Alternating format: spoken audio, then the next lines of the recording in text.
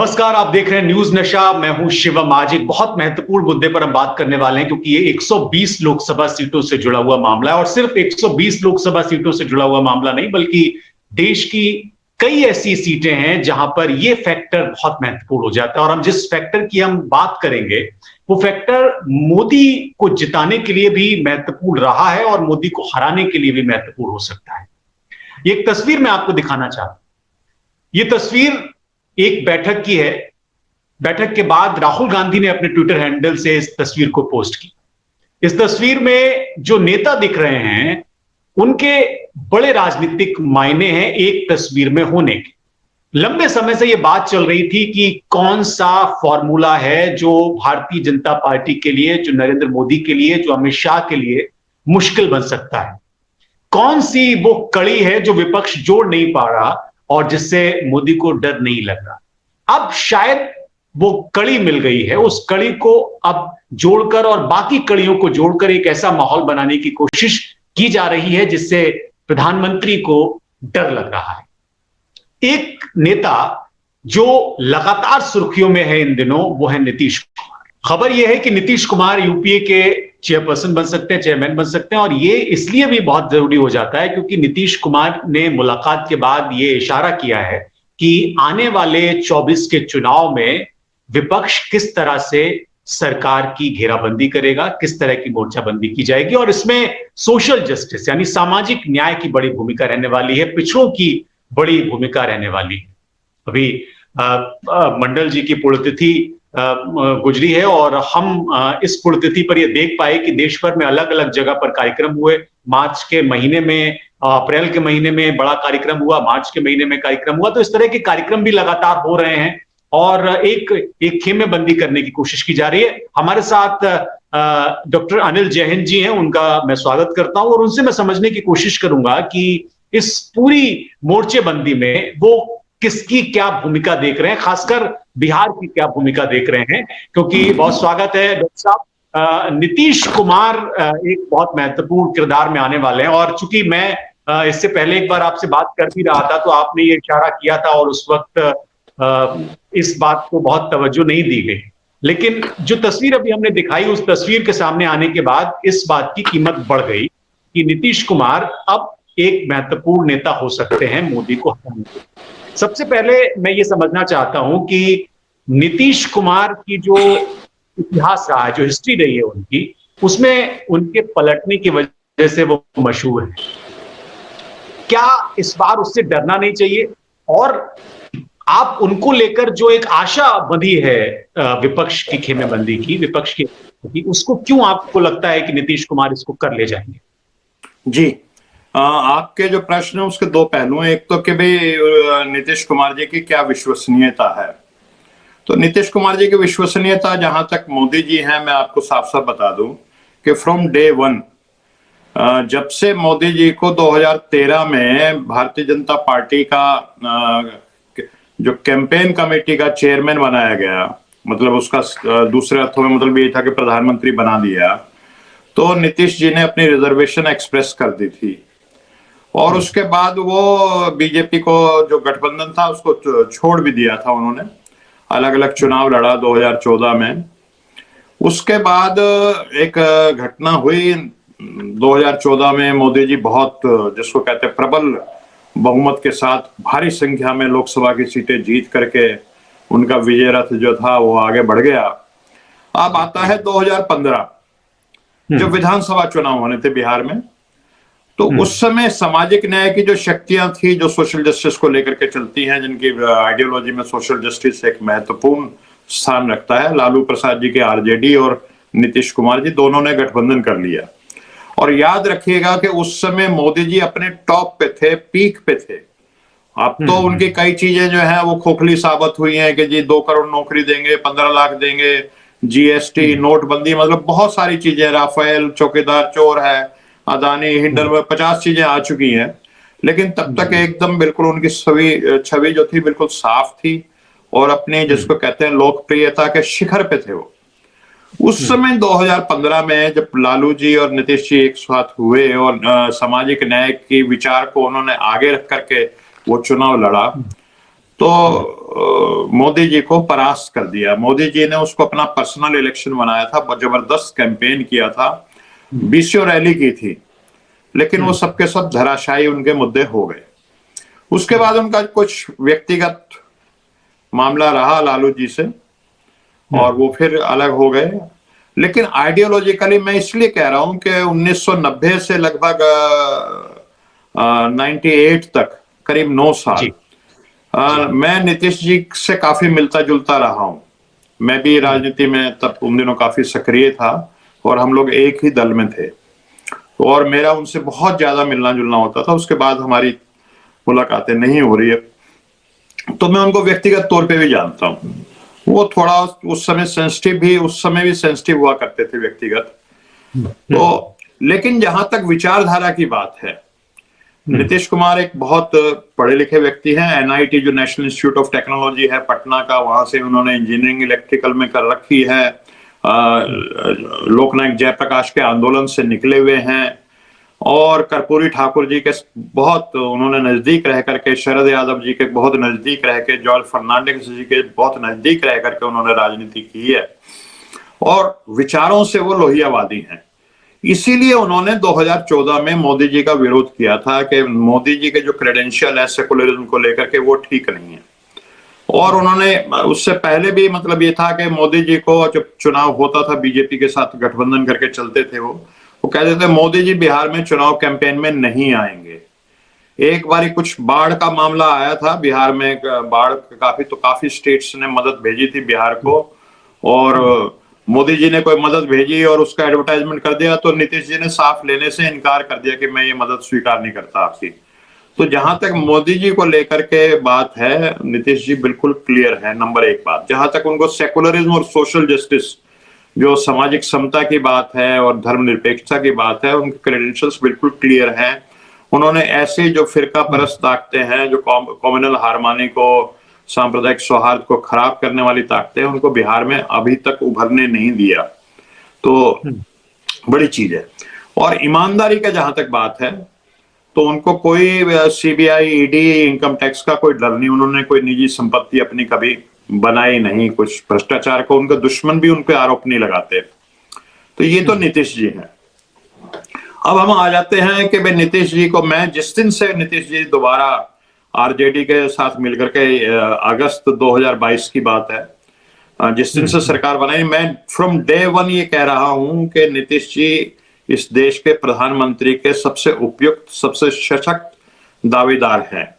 और काफी, क्योंकि आपके न्यूज नशा के अलावा भी मैं कुछ चैनल्स पे जाता हूं और वैसे भी व्यक्तिगत तौर पे बात होती है, तो या तो लोग और सीरियसली लेते नहीं थे शुरू में इस बात को, या फिर हंसते थे।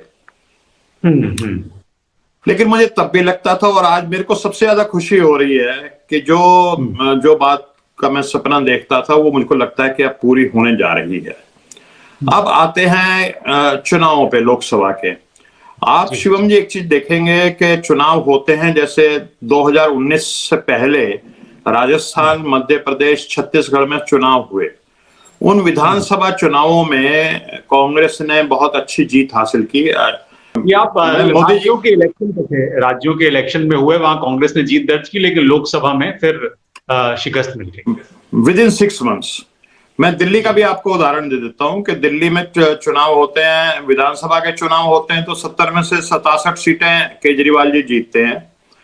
लेकिन लोकसभा का चुनाव होता है तो 7 की 7 सीटें मोदी जी जीत जाते हैं। और 10 से 15-20% वोट्स का फर्क आता है विधानसभा चुनाव में और लोकसभा चुनाव में। तो उसका कारण क्या है? तो उसका एक बहुत बड़ा कारण तो यह है कि इन चुनावों में जब आम मतदाता से बात होती है, मान लीजिए दिल्ली में आप बात करें, और एक मतदाता है जो केजरीवाल को पसंद करता है, उदाहरण के तौर पे, अब जब वो लोकसभा का वोट डालने जाता है तो वो सोचता है कि केजरीवाल तो प्रधानमंत्री बनेगा नहीं। देखिए, इसकी तो बड़ी छोटी पार्टी है, दिल्ली पंजाब तक सीमित है, तो इसको तो वोट देने का मतलब ये है अपना वोट खराब करना। तो which is the second best? तो भाई सेकंड बेस्ट में आप कुछ लोग उसके पास जाते हैं, भाई बताइए आप किसको वोट देंगे? आप मोदी जी को वोट देंगे या उसके मुकाबले में राहुल जी को वोट देंगे? तो अब मैं इस चीज से सहमत नहीं हूं। लेकिन आमतौर पे जो रिएक्शन आता था, नहीं नहीं फिर तो मोदी जी ठीक है, क्योंकि राहुल गांधी की जो छवि करोड़ों अरबों रुपए खर्च करके एक ऐसी बना दी गई थी कि वो तो पप्पू है। तो मोदी जी को वॉकओवर मिल जाता है। 2014 में भी ऐसा वॉकओवर मिला, 2019 में भी, क्योंकि कोई सशक्त पर्सनैलिटी, कोई व्यक्ति उनके सामने खड़ा नजर नहीं आया। थ्योरेटिकली हमारे देश में पार्लियामेंट्री डेमोक्रेसी है, हम अपना सांसद चुनते हैं, सांसद जो है अपना प्रधानमंत्री चुनता है।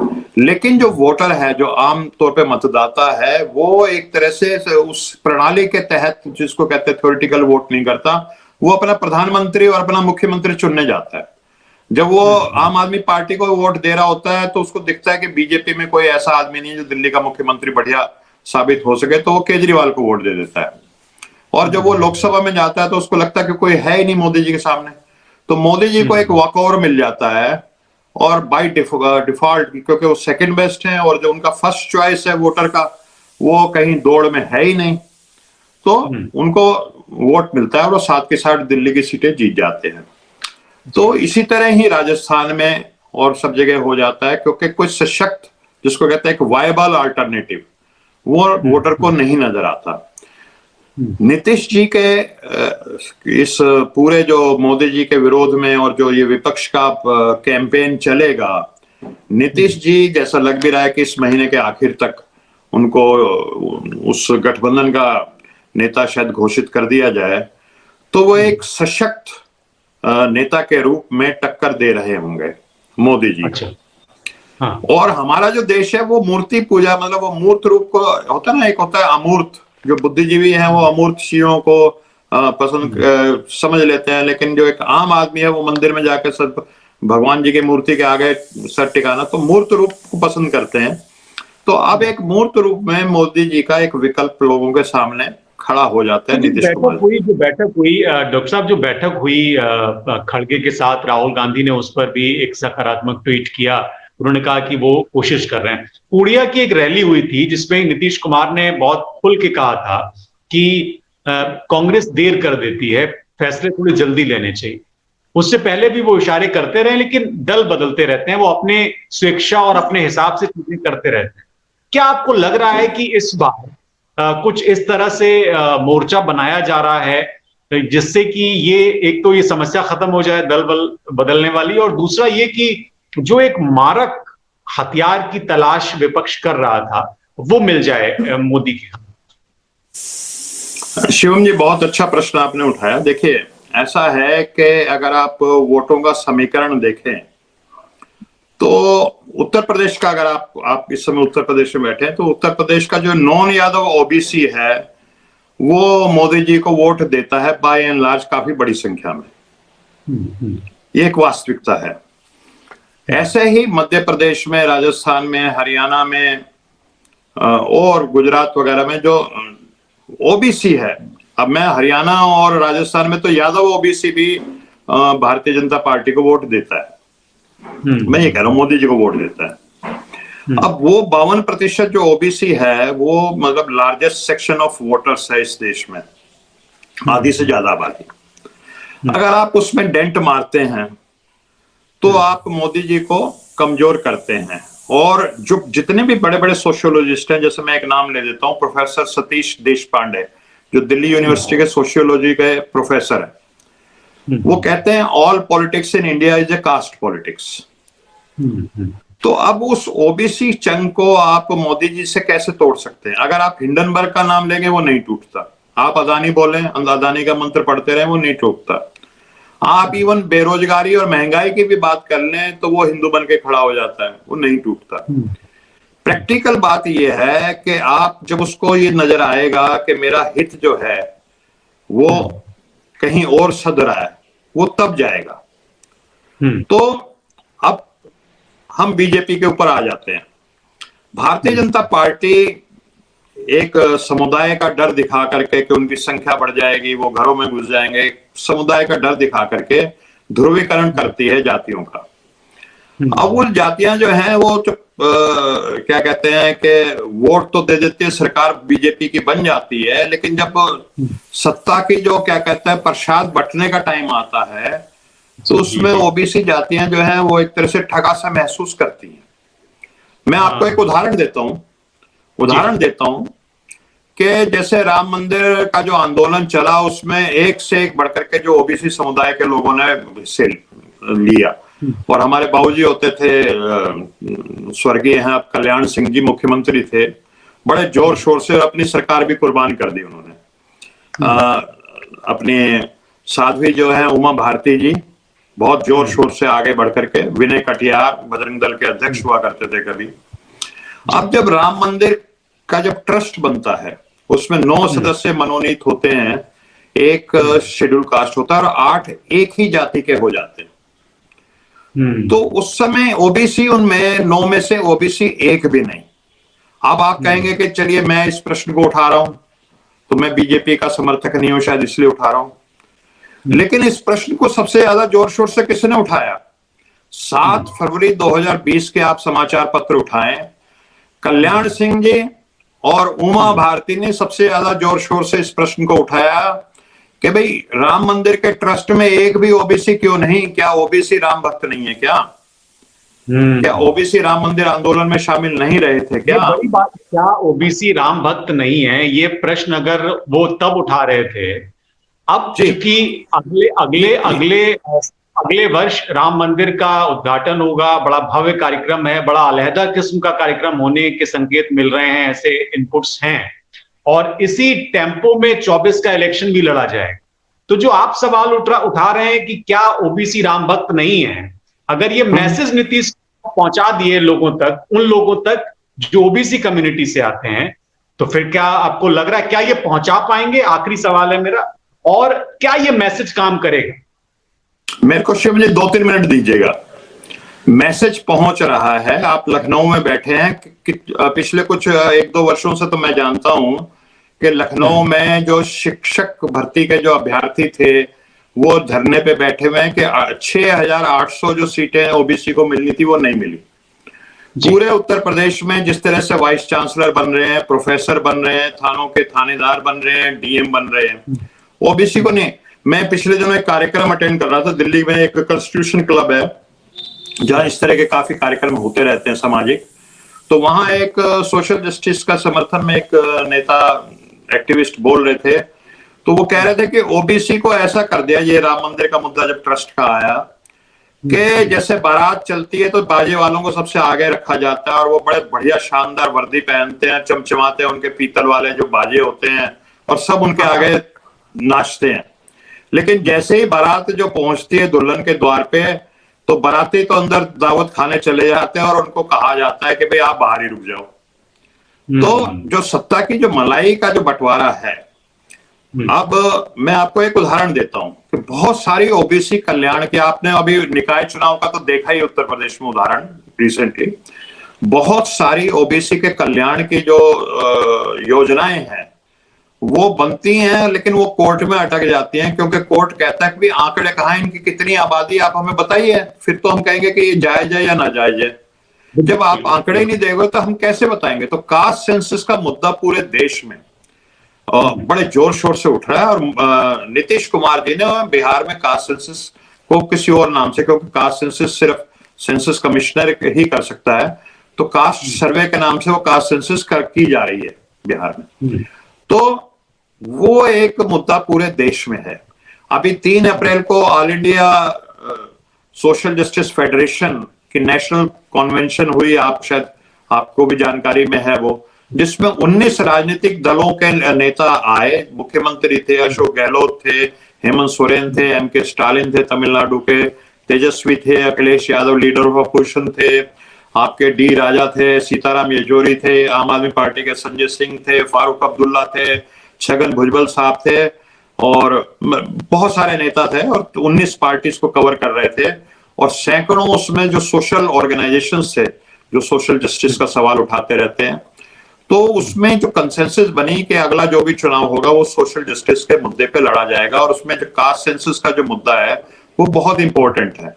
और वो पार्टियां जो कांग्रेस से अदरवाइज नहीं जुड़ती, जैसे मान लीजिए नवीन पटनायक की पार्टी है, बीजू जनता दल, या और कई पार्टियां हैं जो थोड़ा जिनको हेजिटेशंस होती हैं, लेकिन कास्ट सेंस मतलब सोशल जस्टिस के मुद्दे को जब आप केंद्र में रख के चलते हैं तो बहुत सारी जो रीजनल पार्टीज हैं जो सोशल जस्टिस जिनके लिए एक बहुत महत्वपूर्ण विचार है, वो आपके इस गठबंधन में आकर के जुड़ते हैं, उनके पास कोई और रास्ता भी नहीं बचता फिर। तो ये जो चीजें हैं इसको लेकर के अगर उठाया जाएगा, आप ठीक है, महंगाई भी मुद्दा उठेगा, बेरोजगारी भी उठेगा, जो अमीर और गरीब के बीच में जो ऑक्सफैम इंटरनेशनल की रिपोर्ट्स आती है कि फर्क बढ़ता जा रहा है, गरीब गरीब होता जा रहा है, अमीर अमीर होता जा रहा है, जो उद्योगपतियों को हजारों करोड़ के लोन मिल जाते हैं और जो गरीब आदमी है उसको 2-4-5 लाख रुपए के लोन के लिए भी उसको दर दर भटकना पड़ता है, नहीं मिल पाता। तो ये सारे मुद्दे भी उठेंगे और ये किसानों का मुद्दा उठेगा, जो ये PSUs को बेचा जा रहा है। लेकिन मैं फिर वही रिपीट करूंगा प्रोफेसर सतीश देशपांडे के वर्ड कि all politics in India is caste politics. जब तक आप कास्ट के हिसाब से नहीं चलेंगे तो आपका नहीं होगा। और नीतीश जी ओबीसी कास्ट जो सबसे बड़ा चंक है देश में, 52% आबादी है, उसमें दरार, बीजेपी के उस वोट बैंक में दरार डालने के ये कुव्वत रखते हैं, ताकत रखते हैं और लोहिया के विचार को मानने वाले व्यक्ति हैं। कर्पूरी ठाकुर जी के साथ, जॉर्ज फर्नांडिस जी के साथ, शरद यादव जी के साथ काम कर रखा है इन्होंने, तो जयप्रकाश नारायण जी के शिष्य रहे हैं। तो मैं समझता हूं कि मैच्योर हैं उन्होंने। 2005 से लेकर के 2023 आ गया, बिहार में एक कॉम्प्लिकेटेड सोसाइटी है, उसमें सबको, सवर्ण को, ओबीसी को, दलित को, महादलित को और माइनॉरिटीज को, सबको वो साथ रह करके चले। महिलाओं के लिए बहुत काम किए उन्होंने वहां पे बिहार में। 50% आरक्षण सबसे पहले बिहार में मिला महिलाओं को पंचायत चुनावों में, और फिर जो है उनको शिक्षा में बेटियों को साइकिल और दूसरी मदद। तो मुझे लगता है कि नीतीश जी जो है, जो एक वायबल विकल्प मोदी जी का था, जो इनको वॉक ओवर मिल जाता था, जिसकी वजह से इनके वोट लोकसभा चुनाव में बढ़ जाते थे, नीतीश जी के आने से ओबीसी के जो तमाम वोट हैं वो भी छिटक करके इस तरफ आएंगे और एक मजबूत पर्सनैलिटी सामने खड़ी होगी मोदी जी के सामने टक्कर में। जी बहुत शुक्रिया डॉक्टर अनिल जैन जी, आपने बड़ी विस्तार से इस बारे में बताया और ये बहुत बड़ा फैक्टर है। ग्लू की तरह जातियां काम करती हैं, वो उनके आर्टिकल में भी उनका उसका शीर्षक यही। अब ये ग्लू क्या इन पार्टियों को जोड़कर एक ऐसा मोर्चा बना पाएगा जो मोर्चा मोदी से मुकाबला करे 2024 में? ये प्रश्न अभी अनुत्तरित है। धीरे धीरे करके इसके उत्तर मिलने शुरू हो गए, जैसे कि डॉक्टर अनिल जैन जी ने भी उस पर अलग अलग तरीके से बताया। आप सभी दर्शकों का भी शुक्रिया, आपने कार्यक्रम देखा। जरूर कमेंट करके बताइए कि आपको ये कार्यक्रम कैसा लगा और क्या वाकई में ये मुद्दा, जाति जनगणना का मुद्दा, जातियों का मुद्दा 24 के चुनाव में एक मास्टर स्ट्रोक साबित हो सकता है विपक्ष के लिए। ये भी आप जरूर कमेंट करके बताइए। बहुत शुक्रिया आप सभी। और आप हमसे जुड़े रहने के लिए सब्सक्राइब करें YouTube पर, फॉलो करें Twitter पर और लाइक करें Facebook पर। और ज्यादा जानकारी के लिए आपको टाइप करना होगा सिर्फ न्यूज़ नशा।